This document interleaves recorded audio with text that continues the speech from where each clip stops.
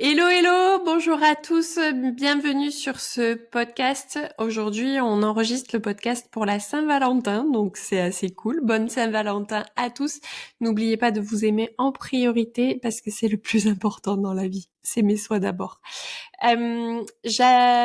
Aujourd'hui, j'ai la chance de recevoir Leslie qui a un parcours professionnel très intéressant et elle va nous en parler. Leslie, bienvenue sur ce podcast. Je te remercie vraiment beaucoup d'avoir accepté mon invitation. Leslie, non mais n'importe quoi moi. Leslie, Leslie, quel est ton parcours? Qu'est-ce que tu as à raconter aux femmes qui nous écoutent? Ben déjà, bonjour à tous. Merci Sophie pour l'invitation et merci de porter intérêt aussi à mon histoire parce que ça peut peut-être en inspirer plus d'une. Euh, moi, très jeune, enfin à la sortie de mon bac, je me suis orientée vers le commerce. Issue de famille de commerçants, pour moi, c'était évident. Et j'ai voulu me spécialiser en banque. Voilà. J'ai voulu faire de la banque. J'ai fait des études pour. J'ai une licence pro banque que j'ai fini donc en Corse, parce que je suis originaire de Marseille. Et du coup, pendant 11 ans passés, j'ai été salariée d'un établissement bancaire. Mhm. Et je suis passée un petit peu par toutes les étapes, de l'accueil au conseil. Et puis, je suis tombée enceinte en février 2021. Mhm. J'ai eu un temps d'arrêt dans mon activité professionnelle et a mûri en moi l'idée de me tourner vers l'esthétique. D'accord. Rien à voir avec mon Ça me secteur parle. principal. Bon, j'ai toujours Oui. été attirée par tout ça, hein, par les ongles, les cils, le make-up. Voilà, j'ai toujours été très féminine après l'adolescence, parce qu'il faut savoir quand même que j'étais garçon manqué au collège, donc comme quoi, hein, Ah oui, ouais, bon, les deux les choses changent bien alors, hein, ça. effectivement. Et voilà. Et donc de là, on le dit souvent quand on se voit que il y a rien qui arrive au hasard. Et Mhm. en partant sur Marseille, donc j'ai fait la rencontre dans un institut de beauté où j'ai pris rendez-vous d'une personne qui faisait les fils tenseurs, donc prestation que je propose aussi aujourd'hui. Oui. Et en fait, c'était aussi un centre de formation. Et en fait, de là, les choses se sont enchaînées pour moi. Je me suis dit, ben voilà, j'ai envie, en plus de mon activité principale, de m'épanouir et de faire quelque chose qui me plaisait vraiment parce que le métier de bancaire, je l'ai choisi, mais la réalité est tout autre, hein. Comme chaque métier, il y a des avantages et des Mm. inconvénients. Et donc voilà, pour moi, en fait, l'aventure a démarré en septembre 2022, juste au moment où j'allais reprendre mon activité principale. Et pendant un an et demi, j'ai jonglé entre la banque, l'esthétique, mon bébé, mon mari, ma maison, voilà. D'accord. Et aujourd'hui, tu dirais que à l'époque, quand tu t'es lancé là-dedans, donc on va récapituler pour celles qui nous écoutent et qui te connaissent pas. Tu fais les ongles C'est et ça. Et je fais donc essentiellement les ongles parce que c'est devenu une passion. Moi qui n'ai jamais été passionnée de rien, si ce n'est du shopping. J'ai jamais été, j'ai jamais été passionnée de rien. Et en fait, ça a été une révélation, mais j'ai pas attaqué le monde de la beauté par les ongles. J'ai commencé donc à me former dans cet institut à Marseille par le rehaussement de cils, le brow lift, les extensions de cils et les fils tenseurs au collagène. d'accord. Donc t'as pas attaqué par les ongles en Non, j'ai fait. pas attaqué par les ongles.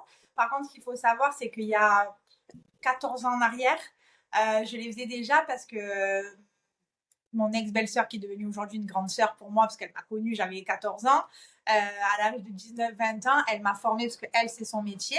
Et elle m'avait formée en fait à faire ça pour me faire 4 sous quand j'étais étudiante et à lui venir en soutien quand elle était débordée par ses clientes.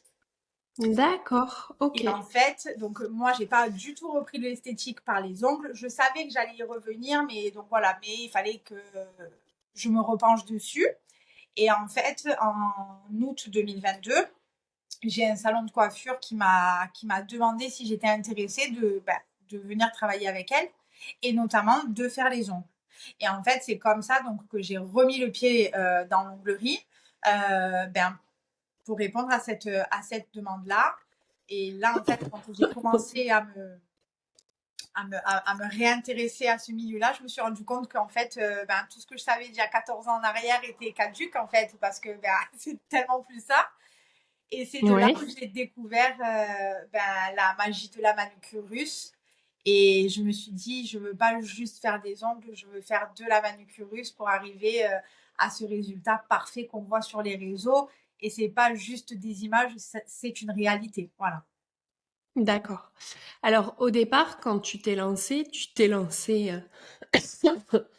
Est-ce que tu t'es lancé avec la croyance limitante que que tu arriverais pas à en faire ton activité principale et que ce serait une activité secondaire avec une grosse ambition cachée derrière de quand même un jour avoir envie d'arriver à ça parce que quand on t'écoute, qu'on écoute ton parcours, on te dit que ok, on se dit que d'accord, tu as choisi tes études, tu as choisi le secteur bancaire en ton âme et conscience et que une fois dedans, la réalité est collée pas du tout avec ce que toi tu visualisais en étant plus jeune, en faisant tes études du service bancaire, de comment tu allais les comment tu allais en faire ton travail, en faire ton activité.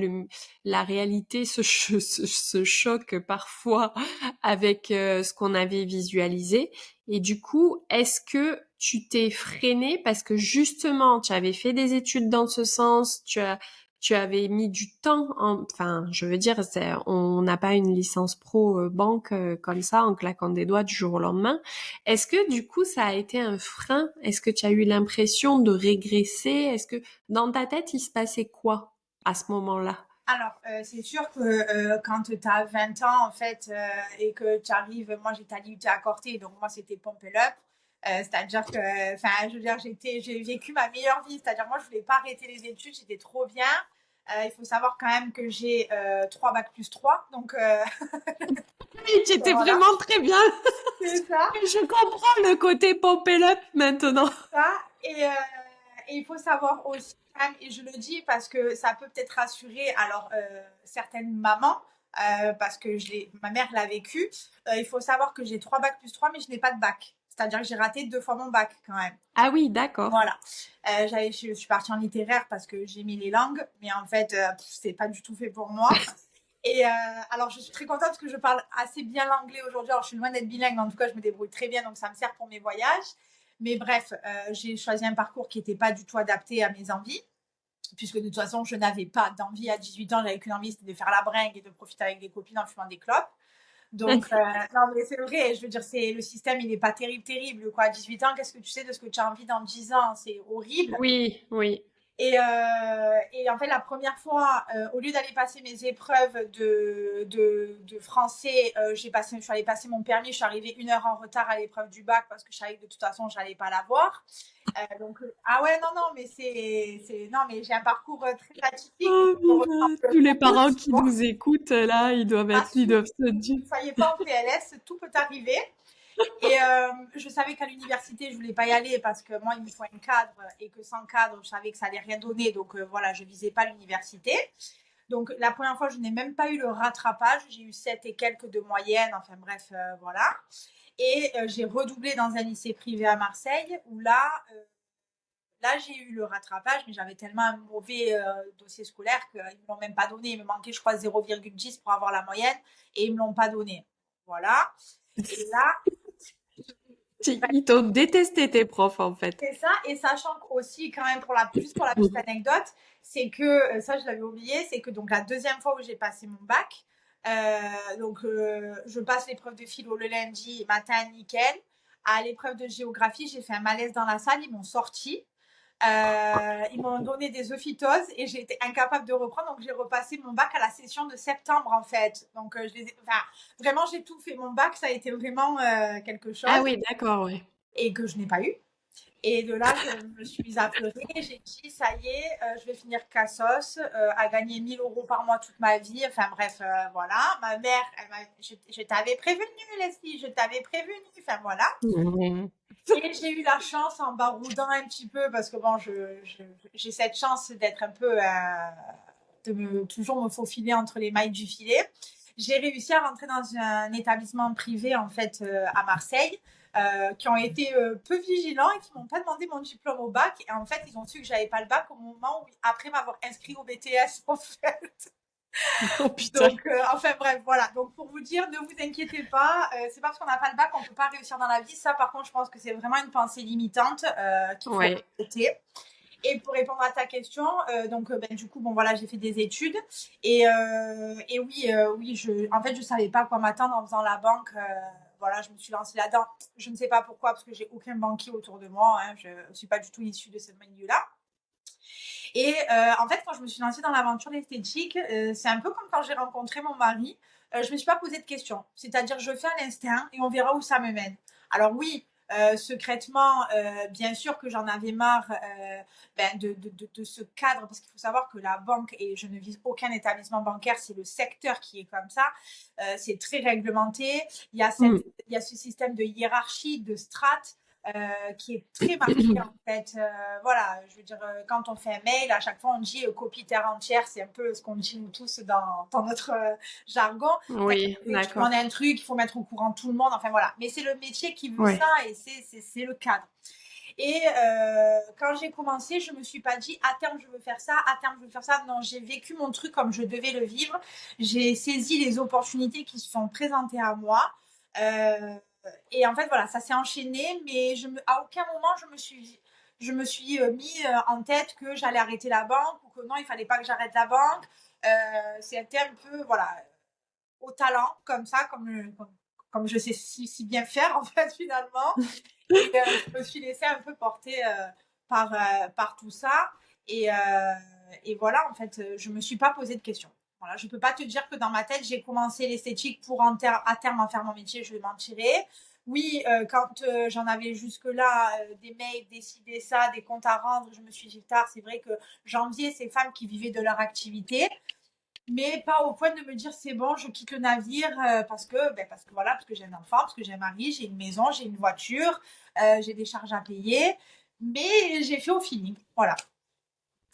Bon, alors c'est génial ce que tu as dit parce que tu as dit quand je me suis lancée à faire les ongles, j'ai fait comme quand j'ai rencontré mon mari, j'ai pas réfléchi. C'est C'est ça. beau. Et C'est vraiment c'est vrai parce que quand je repense souvent, ben là ça fait 12 ans qu'on est ensemble et ça va bientôt faire du coup 6 ans qu'on est mariés en avril. Je vais dire, je m'étais séparée quelques mois avant de mon ex avec qui j'étais restée 3 ans. J'avais tout juste 23 ans. J'étais à la fac. Enfin, tu vois, je veux dire, j'ai bien accroché, il était sympathique et qui vivra verra. Et en fait, 12 ans après, on est toujours ensemble. Donc, j'ai pas réfléchi en fait de savoir est-ce que j'ai envie de me mettre sérieusement avec lui, est-ce que j'ai pas envie, est-ce que c'est pour m'amuser. Non, j'ai vécu mon truc. Et en fait, finalement, je me rends compte que c'est quand on se pose le moins de questions que les choses se passent le mieux finalement, tu vois. c'est bien, c'est une belle leçon de vie en tout cas. Bon, et c'est très romantique et on retiendra qu'il a été plus que sympathique parce que 12 ans après, il faut un peu plus que de la sympathie pour former un couple. Ah oui, non, c'est ça. Et puis surtout que bon, c'est pas un cadeau, mais il m'en faut pas un non plus, hein. Oui, non, mais on est le cadeau de personne, je pense. Je pense vraiment qu'on est le cadeau de personne. Mm, Et il y a eu un élément déclencheur qui a fait que tu t'es lancé complètement c'est ça. au moment où je t'ai rencontré d'ailleurs. C'est ça, ouais, Et juste un tout petit peu avant. Je crois que je suis venue au mois d'octobre, la toute première fois, il me semble, ouais. si j'ai pas de Mm. bêtises. Donc, il y a eu, voilà, il y a eu des événements qui faisaient que j'étais plus alignée avec ce que je faisais, des choses extérieures que je ne maîtrisais pas, euh, où je commençais à être un petit peu mal, mais avant que vraiment je sois dans ce mal-être, au mois de septembre, en fait, au mois de mars, j'ai voulu me mettre à mon domicile, donc mars 2023, Ouais. dans le salon où je travaillais. Et en fait, il faut savoir que j'habite dans un petit village et que c'est compliqué de faire venir les gens jusqu'à chez moi. Au mois de juin, il y a une personne que je connais qui cherchait quelqu'un pour faire les ongles voilà, dans l'esthétique, compléter dans son salon de coiffure. Donc, j'ai bossé chez elle de juin à septembre à peu près en freelance. Mhm. Et en fait, moi, j'en avais marre. En fait, j'en avais marre d'être chez quelqu'un. J'en avais marre. Tu sais, tu te sens toujours pas de trop, mais tu es toujours gêné parce que t'es pas chez toi en fait et que y avait pas cette âme dans mon salon puisque c'était pas le mien. Donc c'est normal qu'il n'y ait pas ma personnalité, qu'il n'y ait pas voilà tout ça. Et là, oui, là, secrètement, je commençais à me dire, et pourquoi pas moi, en fait et pourquoi c'est pas moi, à un moment donné, qui prendrait quelqu'un enfin, tu vois, pourquoi j'inverserais pas ces rôles-là, mais sans parler de quitter mon poste non plus, voilà. Et là, je parle à mon mari en lui disant, donc là, on est au mois de septembre, en lui disant, ben, à la maison, j'ai du mal à développer, j'essaye de me... Enfin, les réseaux et tout, Mm. mais c'est un peu compliqué, blablabla et tout ça. Et j'ai dit, bon, ben, secrètement, je vais commencer à chercher un petit peu un local avec un petit loyer parce que je suis seule, parce que c'est du secondaire aussi, donc j'y serai pas du lundi au Oui, samedi. Je ne pouvais pas me mettre un loyer de 1 000 € par mois, voilà.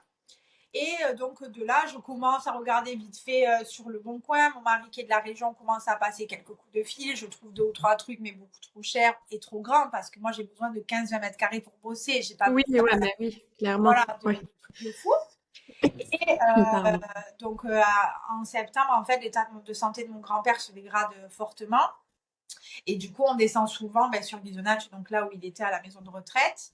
Et un dimanche, en rentrant, en fait, j'étais avec mon fils et mon mari en voiture. Et en passant dans Alire, qui est donc une petite commune, je vois en gros sur la porte alloué. Mais ça faisait peut-être 10 jours, 15 jours que je commençais potentiellement à me projeter de prendre un local. Enfin, j'étais dans la réflexion. Et du coup, on était dimanche, fin de journée. Je vois alloué avec un numéro de téléphone. À mon mari, je dis fais le tour du rond-point. C'est un signe. Voilà, c'est un signe. Je passe devant, je reviens devant mon grand-père où je sais que la fin est proche.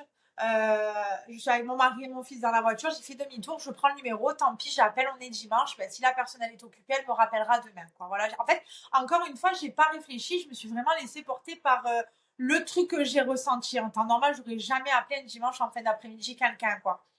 Donc là, j'appelle et tout. Et là, je tombe sur une femme, mais le sourire et le soleil dans le téléphone, quoi. C'était vraiment une femme hyper sympathique, trop gentille, et qui me donne le montant du loyer et compagnie. Bon, bref. Et le lendemain, donc à mon mari, je lui dis qu'est-ce que. Donc je raccroche. On convient que le lendemain, je la rappelle pour fixer l'heure du rendez-vous.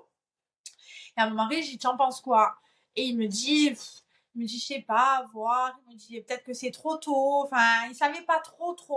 Et bon, Ouais. il me dit, de toute façon, tu me demandes, mais tu en fais toujours qu'à ta tête. Et donc, j'ai dit, ouais, moi, le local, je veux quand même Bon, il aller est pas si voir. sympathique au final, hein. Ouais, c'est ça. Ben, lui, en fait, il voyait la chose arriver, je pense, secrètement, mais tu vois, il me disait rien, quoi. Mais il voyait un petit peu où je voulais en venir, Oui. tu vois. Oui, oui, mais puis en Voilà, plus, nos proches, en général, ils rejettent sur nous leurs propres peurs et puis ils ont toujours exactement. tellement peur pour nous que c'est toujours bienveillant, mais d'un C'est autre ça. côté, mais c'est bien aussi de les avoir parce que quelquefois, on ferait des petites conneries. Ah ouais, non, mais ça, c'est sûr. Je te le dis pas, mon père en PLS.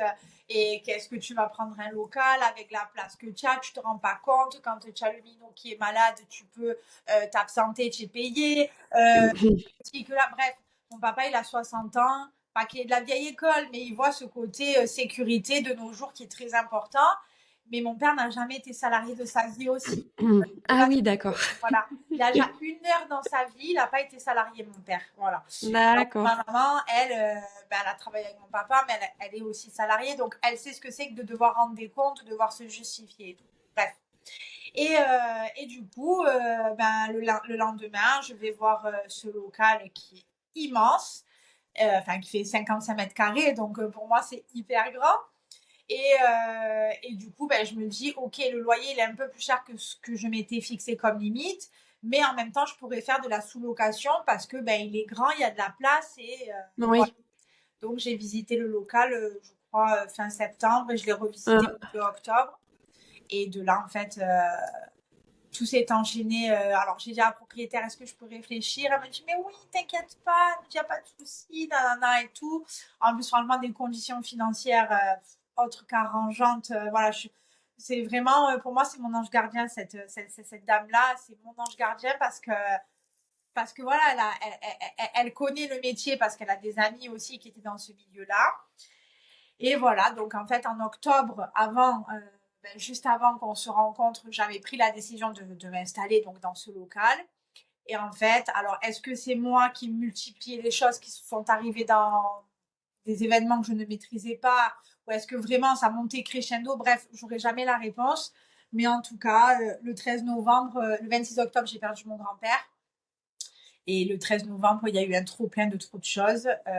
Et là, j'ai dit stop parce que je commençais à sombrer en fait. Voilà, ça allait plus. Quand j'arrivais en pleurs à la maison ou quand le week-end, je criais sur mon fils. Voilà, j'ai senti qu'il fallait que j'arrête et que je lève le pied en fait. Voilà. Mais oui.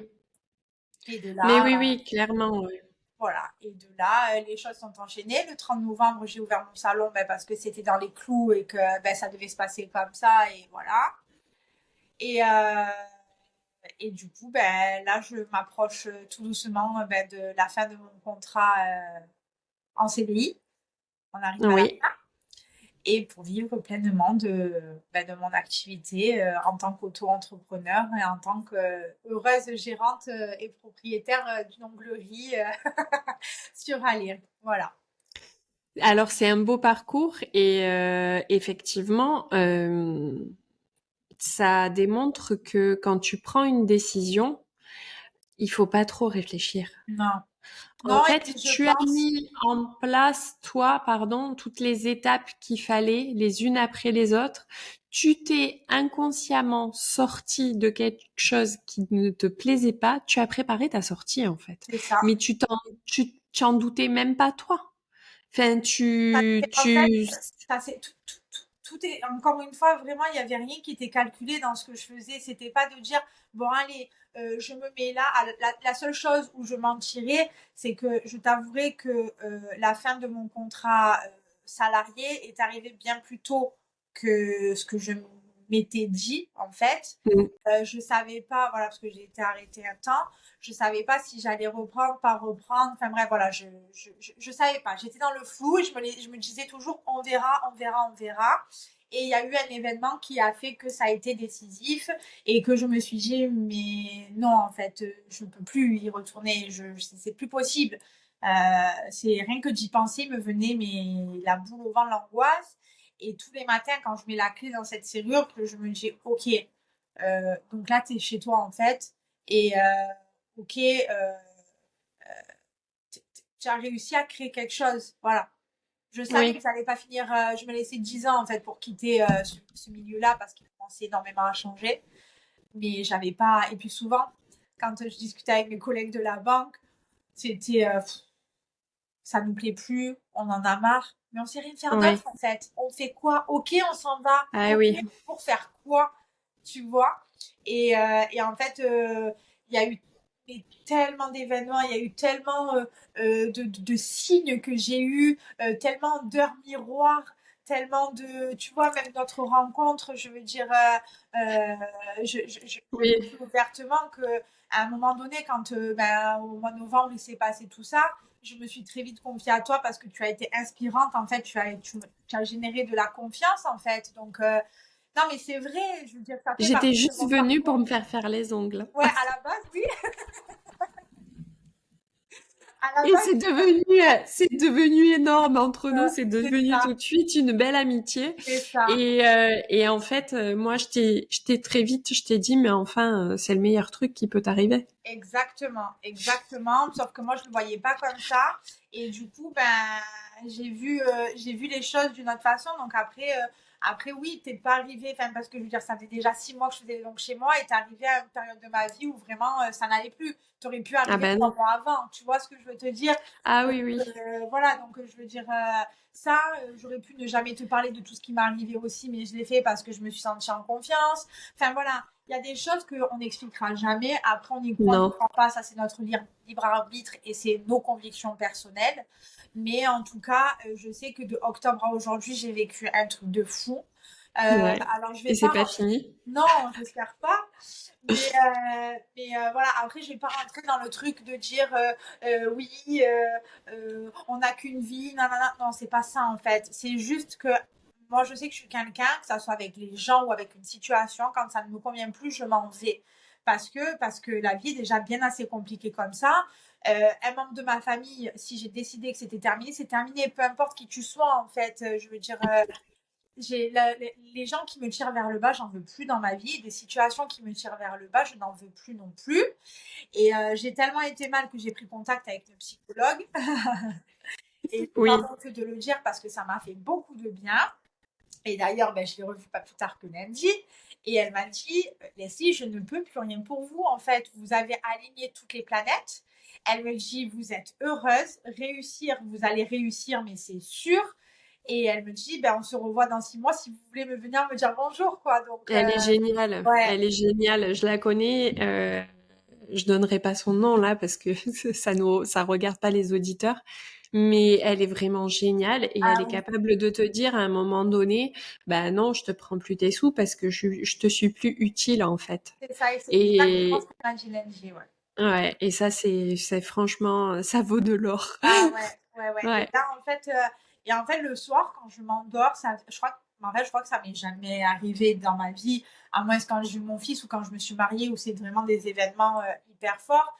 Mais là, en fait, je suis dans ma vie où je suis heureuse. Et, et c'est tout simplement, en fait, je vibre de ce que je fais.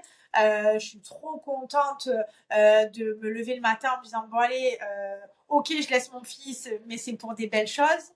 Et franchement, je bosse 10 fois plus que quand ben, j'étais salariée. Le nombre de soirs où je finis à 19h30, on les calcule pas. Et quand je rentre, c'est des formations, ben, tu le sais, hein, Sophie, des Oui. formations, des coachings, des formations sur les réseaux, parce qu'aujourd'hui, ça fait partie intégrante du business, les réseaux sociaux. Ah ben oui, De me complètement. Voilà, c'est des formations pour me fixer des objectifs parce qu'on ne se rend pas compte comme c'est compliqué de se fixer des objectifs. Enfin bref, tout ça. Et donc, c'est énormément de boulot. J'ai de moins en moins mes proches au téléphone parce que j'ai plus le temps de les avoir au téléphone. Mais c'est pas grave parce que j'ai pas l'impression de travailler en fait. Et ça, c'est trop génial, quoi. C'est- Et ça, vraiment, c'est Ouais. ce que je vis aujourd'hui. Après, j'ai ma vie perso aussi où ben, j'ai un mari aimant et attentionné qui m'aide beaucoup. J'ai un enfant, un bébé de 2 ans. Voilà, ben, toutes les mamans sauront que c'est un peu ben, nos lumières. J'ai des parents attentionnés. Enfin voilà, j'ai tout qui est aligné dans ma vie pour juste être heureuse. Et tu vois, tout à l'heure, je parlais de mon papa qui flippait un petit peu que je quitte tout ça. Et en fait, j'ai besoin quand même de son aval ben, parce que c'est comme ça, c'est la relation que j'ai avec Oui. lui. Et en fait, je pense qu'il m'a tellement vu mal, il m'a tellement vu triste et éteinte que même lui, finalement, ben, il m'a dit tu Oui. verras quoi. Voilà, Oui. Et souvent la phrase on verra bien, c'est ça. elle est suivie de toutes les actions que tu dois faire par la suite, comme quand tu as rencontré ton mari, que tu as dit on verra bien, comme quand tu as, enfin, le lâcher prise qui est suivi par les actions alignées par rapport à ce dont tu as besoin au plus profond de toi, c'est la route vers le bonheur. Mais encore faut-il se laisser la chance. C'est ça. Ben, en fait, j'ai réfléchi quand il y a eu cet événement fin décembre qui vraiment m'a secouée sérieusement, où j'ai vraiment pris une belle gifle, il faut être honnête. Je pleurais parce que je me dis dans quoi je m'embarque. Est-ce que je fais bien de m'embarquer là-dedans? T'as toujours un moment donné où tu doutes. Et Mm. vraiment, et ça m'est jamais arrivé dans ma vie. Je pleurais, hein. Le soir, je pleurais à mon mari, je dis mon Dieu, qu'est-ce que je fais et tout. Et en fait, en pleurant, je regardais mon mari, je lui dis, je regrette pas ce que j'ai fait. Ce que j'ai fait, je le regrette pas et je le sais au fond de moi que ce que je suis en train de faire, ça va marcher. J'ai confiance en moi, j'ai confiance en mon projet. Je continue à me former ben, parce que j'ai pas honte de le dire, je vise l'excellence dans mon métier. Je veux à terme être reconnue.